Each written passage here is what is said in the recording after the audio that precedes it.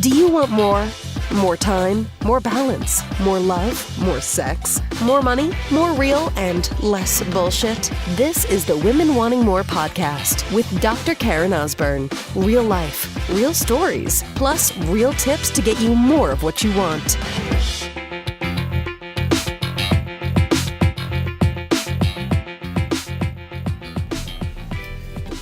You're healing, sister, and your remembering of who you are, your healing of wounds and stuff that happened to you as a kid growing up, and experiences that you've had and traumas that you've had,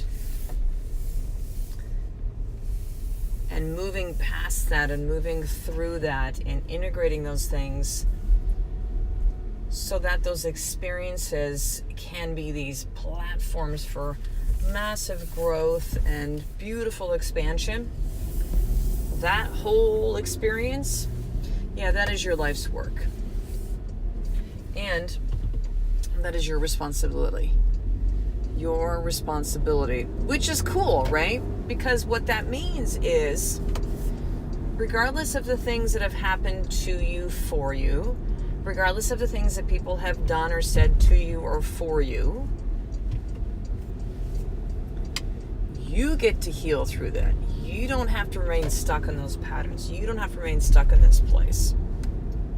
I had a very powerful session with a man by the name of Mark Wallen, who wrote a book called It Didn't Start With You, and has studied and massive amounts of research on this, and clinical research, clinical experience of what happens in our generations of stuff, right? And so, like, bigger than just, my mom did this and so now I do this, right? Or this is something that my grandmother did, it taught my mom. Like, it's bigger and deeper than that. I would highly, highly, highly encourage that you read his book, which is called It Didn't Start With You.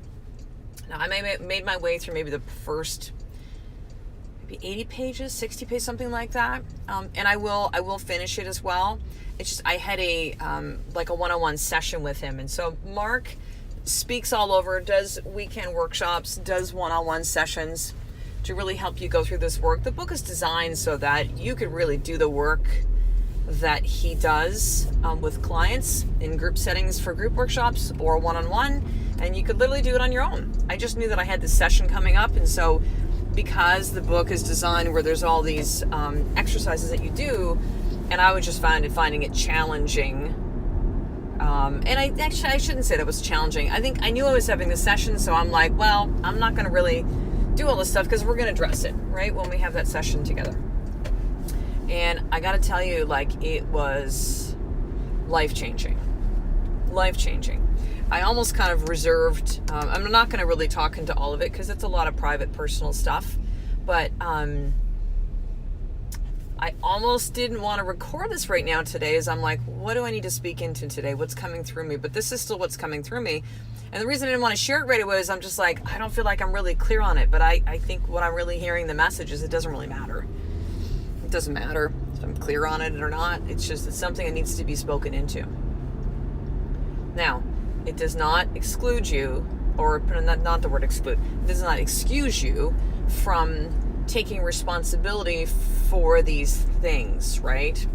Let me reword that in a different way.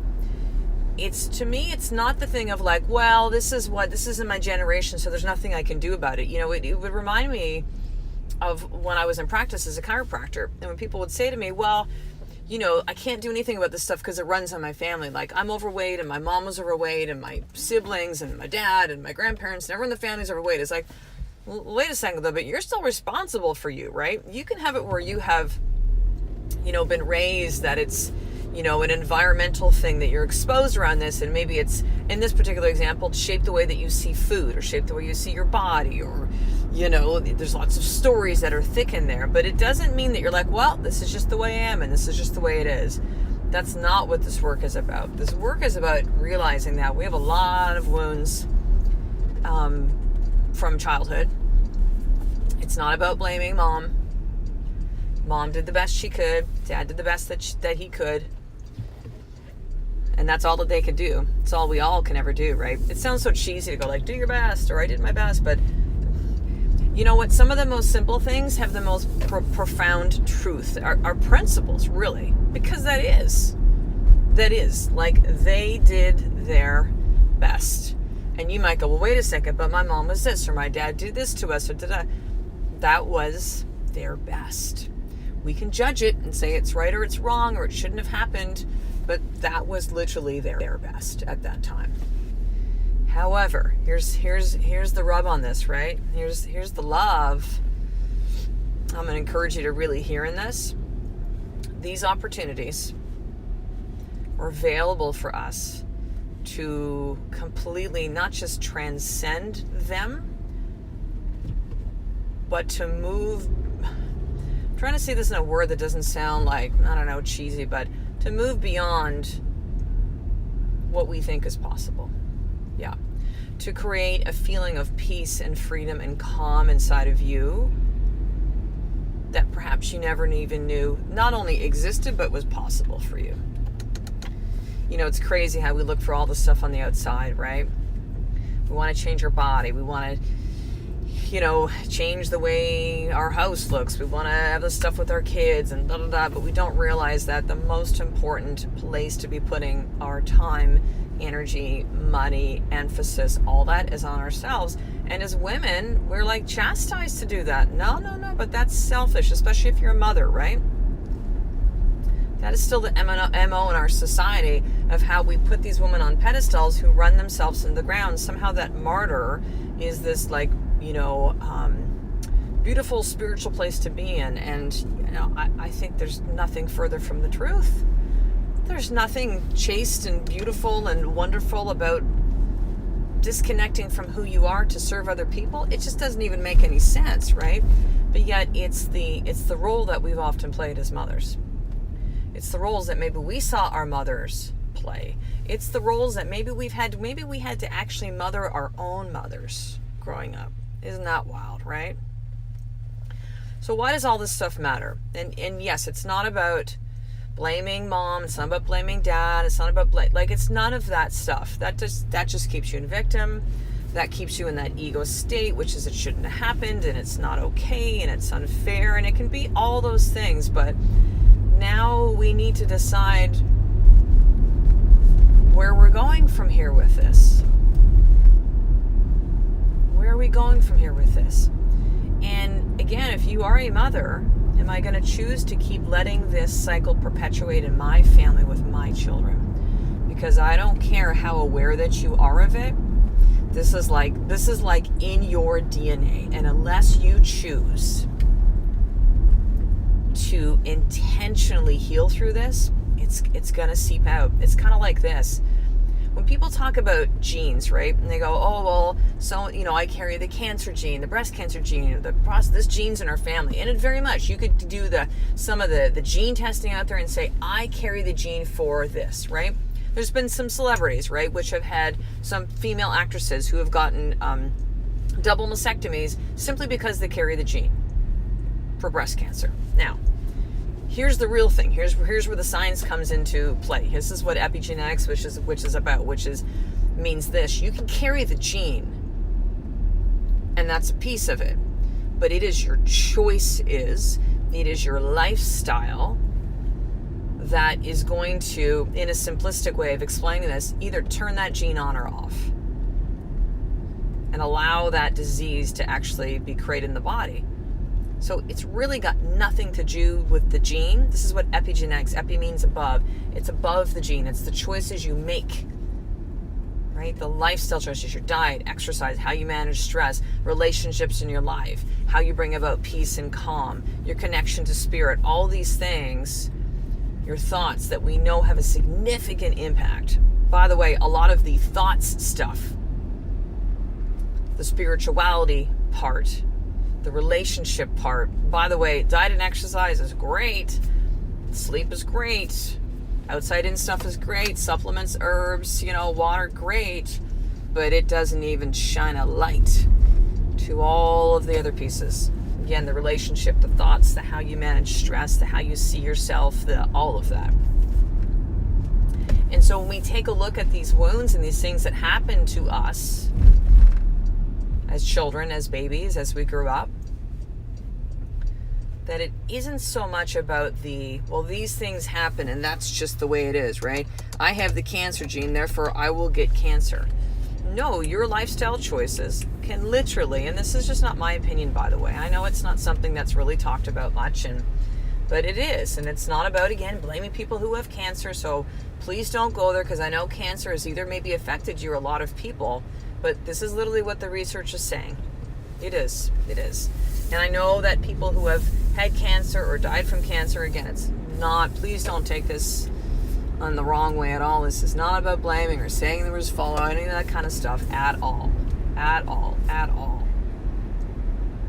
This is just simply what the research tells us now. And so if we use this example and we imprint it onto this right now, this means that, yeah, you can have these things that have happened to you. Yes, your mother could have been not available for you. Yes, your dad could have done these things to you, said these things to you, your grandparents, whatever, right?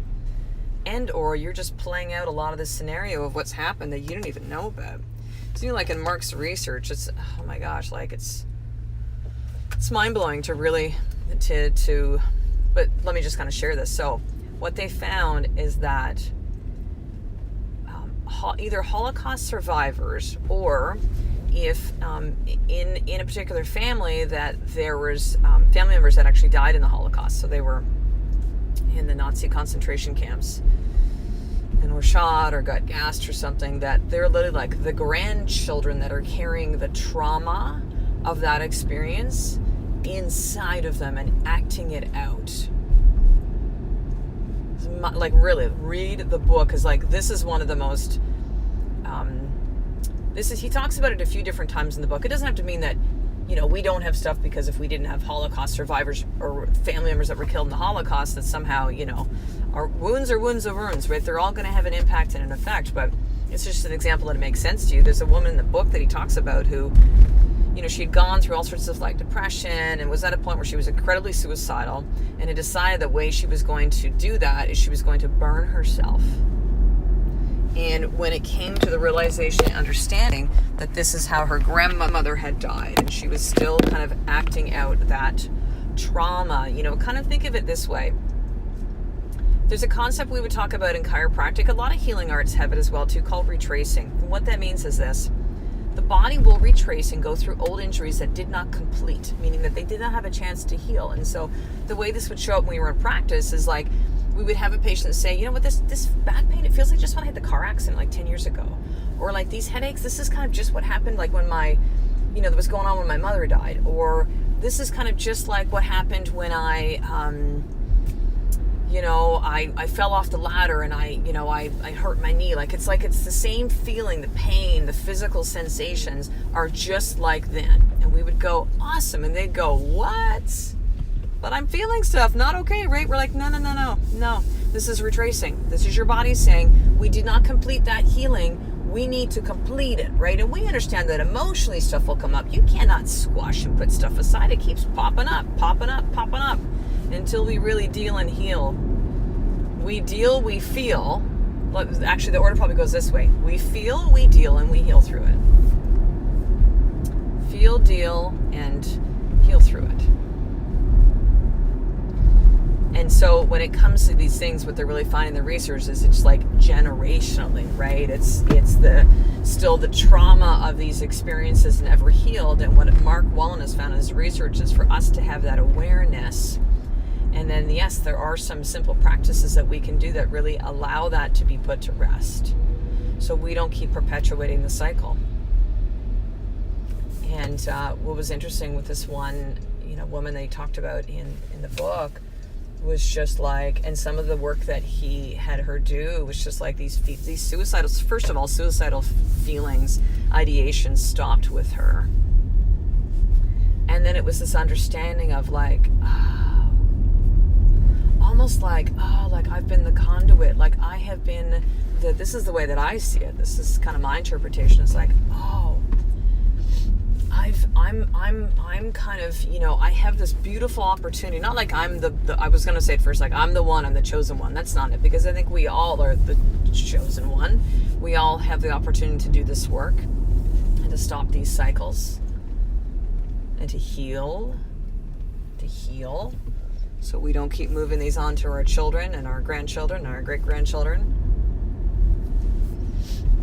But that, it is really an opportunity. It's a gift. Gifts sometimes don't always feel good, right?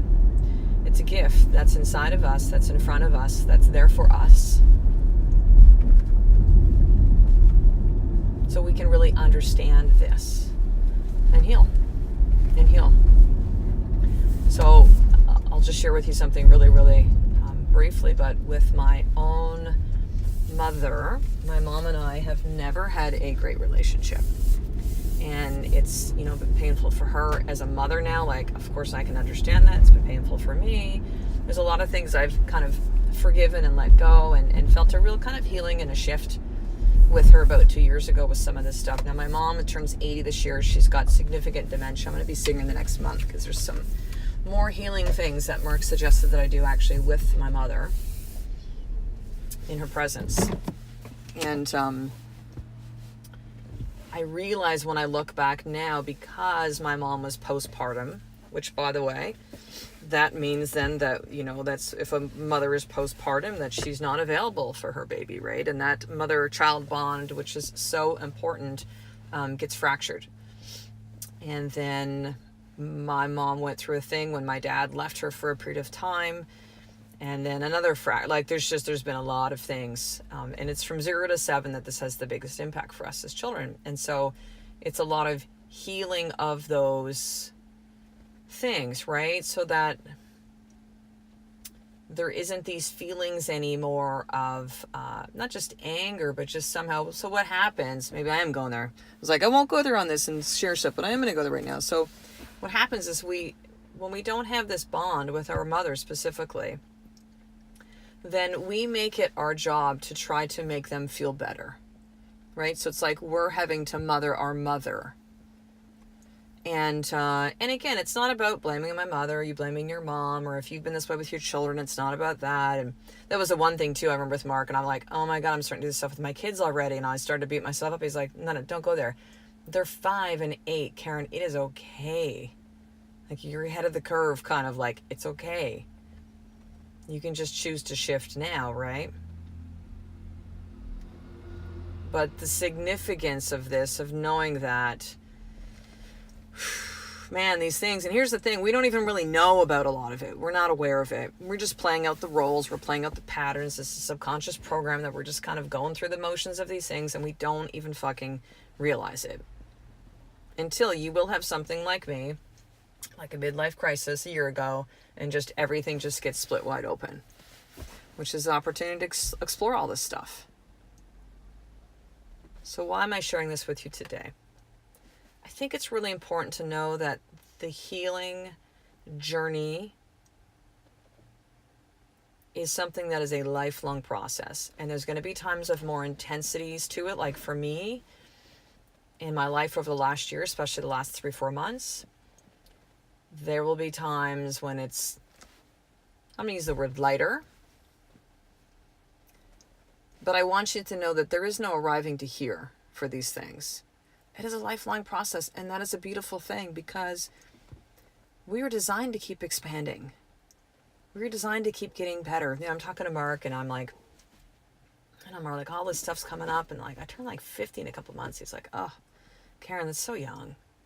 He's like, listen, I'm 61. He's a very young looking 61 too. And he's like, I'm 61. He's like, this is the time when all this stuff starts coming up. Like, this is good, Karen. This is good, And so I'm going to send this message to you today. This is good. If there's stuff like this that's coming up for you, if you're starting to realize and recognize stuff. And so here's your more tip for today. I want you to get the book. Get the book. It's called It Didn't Start With You. It's in hardcover. I think there's a paperback format as well. It'll cost you maybe $20. It Didn't Start With You. I really do feel this work is profound and powerful and necessary for all of us. So, sister, finishing up a couple things. Number one, if you're not in the Facebook community, the free Facebook community that I created about 3 months ago, called The Journey to Feminine, I want you to right now to go to Facebook, go up to the search bar, type in The Journey to Feminine, The Journey to Feminine, request to be added to the group. This is where the conversation is going now with women wanting more. It's a lot of these things. Next thing, if you're not receiving the newsletter, a lot of you don't. I mean, there's about, 2,000 to 4,000 who listen to the podcast every single day. I don't just mean like you listen to this episode, like that's how many listens there are. Because what'll often happen, there's 600 plus episodes now, is a lot of you find the podcast, you're like, oh my God, then you start consuming all the past episodes. And so we have thousands of downloads every single day. But yeah, a lot of you are missing out on some of the great stuff that comes in the newsletter. I send out a blog every single day. I write every single day. You're going to get all the advanced notice of all the exciting things and new programs and book coming out and all this stuff in the newsletter. So I want you to head over right now. If you're not receiving the newsletter, head over to drkarenosburn.com. So it's drkarenosburn.com/action guide. And I will get you added to the newsletter. Send you some cool free gifts as well too. And then lastly, there are still 3 spots left for the 90-day challenge. Now, this episode comes out on Friday. The challenge begins on Monday. So that means for those of you that listen to episodes right away, or maybe you just found this, if there's something that's resonating with you that's saying, man, I really would like to, create things in my life. I don't know how to do it. I've tried. I've been listening to Karen for a while on the podcast, or been following her online in some way. And I keep saying, I'm going to do this. I'm going to do the next thing she talks about. I'm going to do the next program, or the timing's never right. It's like, if there's something in your heart that is calling you to this, then here's what you need to do. Just email me at drkarenosburn@gmail.com, drkarenosburn@gmail.com, and just say, I want to know about the 90-day challenge.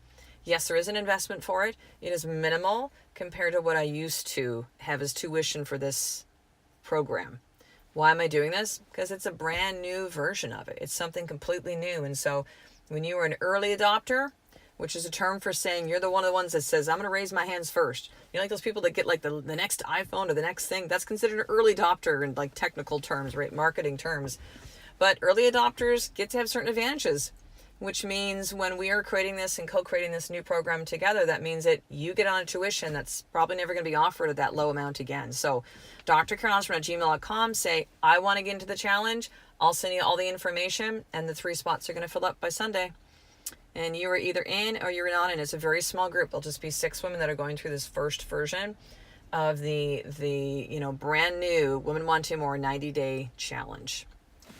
So I will talk to the next episode, sister. A life where it's just one step away